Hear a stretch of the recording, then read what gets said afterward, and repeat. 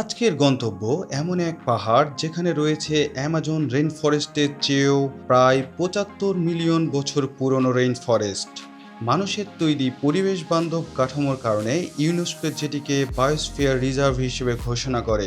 সমুদ্রপৃষ্ঠ থেকে প্রায় ২৭৩৩ ফুট উঁচু এই পাহাড় শুধু সৌন্দর্যের দিক দিয়ে নয়, ইতিহাস ও ঐতিহ্যেও সমৃদ্ধ।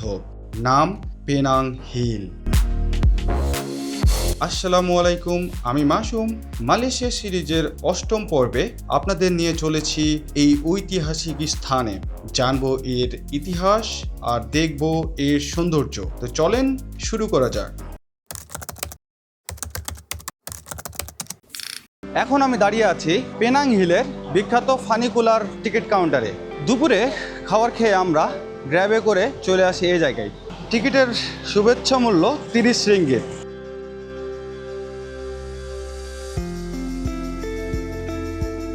এই যে ট্রেনটা, এই ট্রেনটাতে যেতে হলে আপনাকে এইরকম একটা লবির মধ্য দিয়ে যেতে হবে, যেখানে এই দ্বীপে কি কি আছে তার একটা বর্ণনা দেয়া আছে।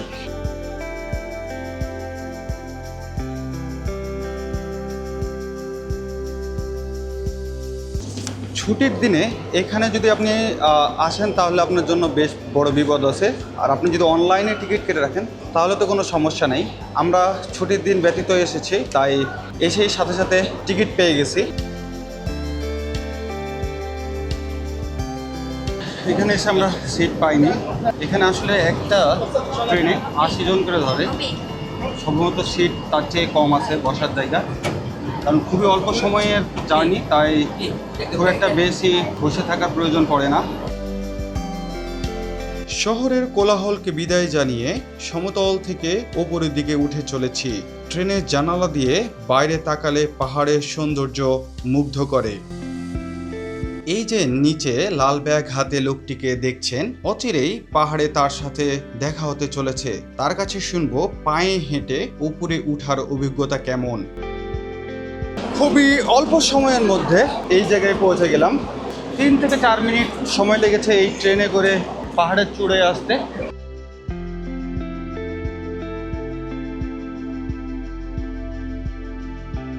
এই জায়গাটা দেখেন, কি অসম্ভব সুন্দর দৃশ্য। মূল ল্যান্ড থেকে এইরকম একটা ব্রিজে করে কিন্তু এই জায়গায় আসতে হয়।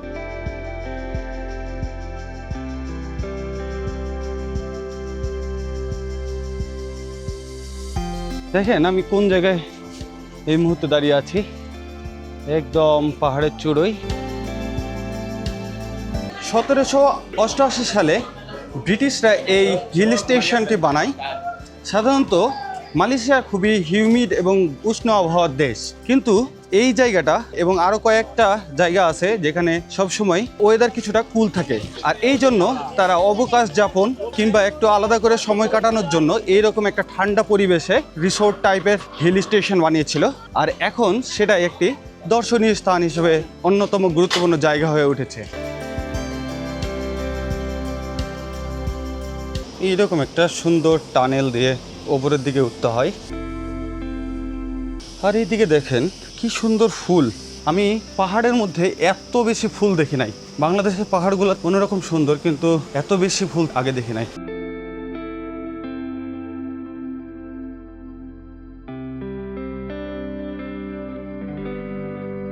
ওইদিকে একটা মসজিদ আর এই কাছে একটা হিন্দু মন্দির।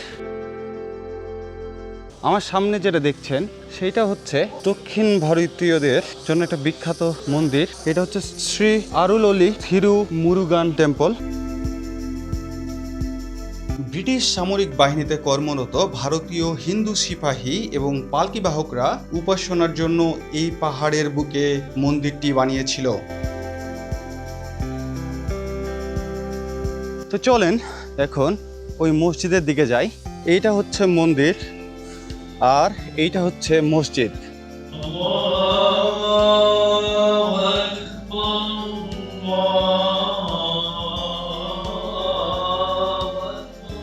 মসজিদটা কি সুন্দর, মসজিদ বুকিত বেন্দারা।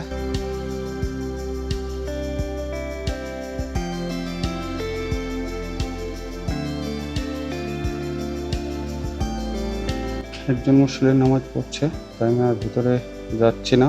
ভিতরটা একদমই সিম্পল। এই পাশে পুরুষদের জন্য আর এই পাশে মেয়েদের জন্য compartment.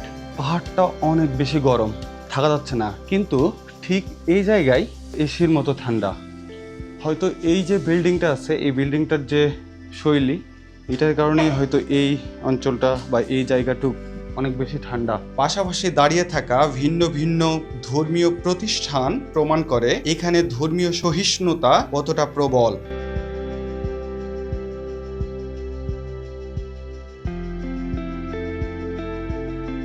Hello, how are you? যাই হোক, ডিস্টার্ব না করি, বন্য প্রাণীকে ডিস্টার্ব করা ঠিক হবে না। এই পাশে আরেকটা গাছের মধ্যে বানর দেখতে পাচ্ছি। এগুলো লং টেইল মাঙ্কি, তবে এখানে ডাস্কি লিফ মাঙ্কিও আছে, কিন্তু ওই প্রজাতির দেখা এখনো পাইনি। তবে পেনাং হিল থেকে আমরা যাব মাঙ্কি বিচে, আর মজার বিষয় হচ্ছে সেখানে অনেক বানর দেখতে পাওয়ার কথা। নেক্সট ব্লগে দেখতে পাবেন, সো চ্যানেলটা সাবস্ক্রাইব করে রাখুন। এখানে একটা বানরের শেপ করা আছে, যে কেউ মাথা ঢুকে বানর হয়ে যেতে পারবে ইনস্ট্যান্ট। এই যে আমার ছোট ভাই মডেল বানর বানিয়ে ফেলছি, ডাস্কি লিফ মাঙ্কি।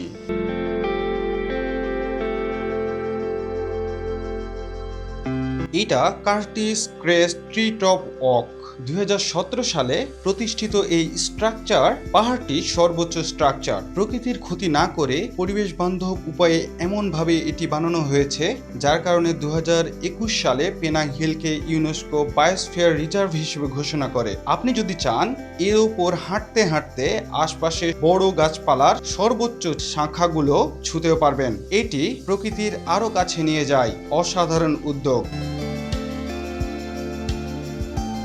ব্রিটিশ শাসন আমলে সামরিক বাহিনী এই পাহাড়কে তাদের ঘাঁটি হিসেবে বেছে নেয়, কারণ এই উঁচু জায়গা থেকে পুরো দ্বীপে নজরদারি করা সহজ ছিল।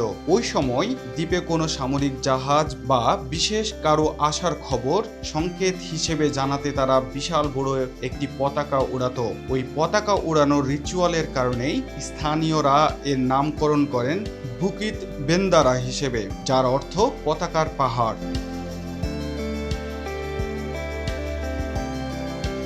টপ থেকে নিচের দিকে একটা ট্রেকিং পথ চলে গেছে। পাহাড়ের কোল ঘেঁষে রাস্তাটি খুব সুন্দর। সামনে এগিয়ে দেখি কি পাওয়া যায়।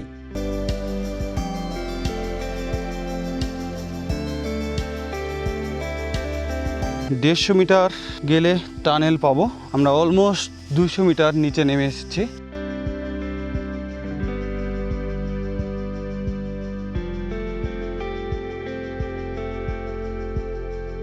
এইখানে আরেকটা রাস্তা, এখানে মানুষও আছে। Hello, we just coming from the top, about 250 meter above. Yeah. Where are you from? Russia. Russia? You're filming, huh? Okay. Yeah, I'm like a YouTuber. Okay. So, how are you feeling? Good, man. Just hot. But Yeah, definitely hot. Yeah. এই সেই লোক যার কথা মনে রাখতে বলেছিলাম, অবশেষে তার সাথে দেখা। You came from there? I came from the bottom and I'm just going up, but it's like looks like I'll check the map. It's really like I don't know that way it even goes high. It's like no ending. Yeah. আসলে সে trekking করার উদ্দেশ্যে এত ধৈর্য নিয়ে কষ্ট করে ওপরে উঠে এসেছে। তার এই জায়গায় আসতে আনুমানিক 2 ঘন্টা লেগেছে। আরো 20 মিনিট ট্রেকিং করলে সে কাঙ্ক্ষিত জায়গায় পৌঁছাবে। Yeah, nice meeting you, man. Likewise, Yeah. man. Enjoy, guys. Okay. Catch you later, man. 350 metre নিচে গেছিলাম। ওখানে গিয়ে সাইন দেখে বুঝলাম আসলে আমরা ওপর থেকে আরও নিচে নামছি, যেটা একদম ডাউন চলে যাবে। তবে আসলে এই মুহূর্তে ওই পুরো ট্রেলটা কমপ্লিট করা সম্ভব না, অনেক ক্লান্তি লাগছে।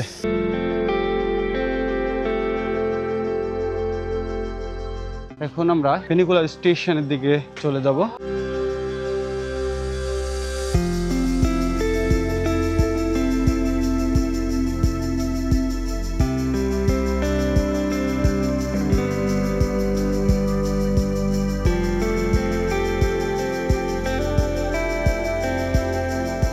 এই ভ্রমণটি আপনার কেমন লাগলো অবশ্যই মন্তব্যে জানিয়ে দিবেন। আর আমার চ্যানেলে যদি নতুন হন তাহলে অবশ্যই সাবস্ক্রাইব করে নিন। দেখা হচ্ছে পরের গন্তব্যে।